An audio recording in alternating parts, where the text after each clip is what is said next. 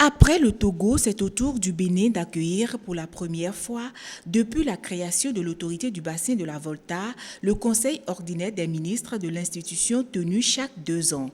La présente rencontre a pour ambition de faire le point des résultats sur les bilans techniques et financiers des activités écoulées afin d'adopter le budget 2016-2017. Le rapport d'activité et le rapport financier biennal, donc 2014-2015, le programme d'activité et le budget prévisionnel pour les années 2016 et 2017, la réalisation du plan directeur du bassin de la Volta et enfin le processus d'information et de communication de l'autorité du bassin de la Volta. L'institution nourrit plusieurs ambitions allant dans le cadre du développement des 6 pays partageant le bassin de la Volta.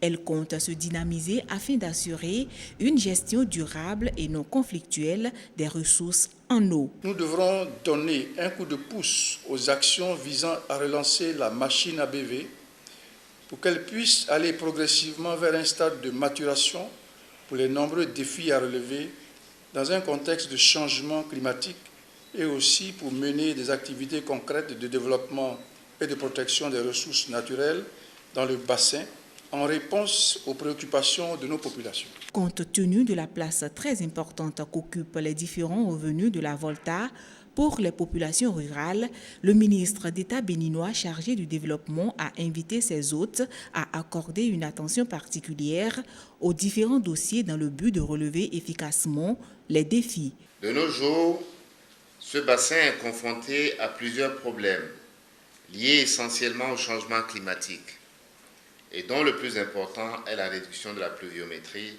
dans le temps et dans l'espace. S'y ajoute le décalage dans l'alternance saison pluvieuse-saison sèche nettement sensible. Pour relever les nombreux défis de développement induits par cette situation, nos 6 pays liés par le fleuve Volta et ses affluents se sont engagés dans la coopération à travers la création de cette autorité. Les regards sont désormais tournés vers le prochain Conseil des ministres en 2018.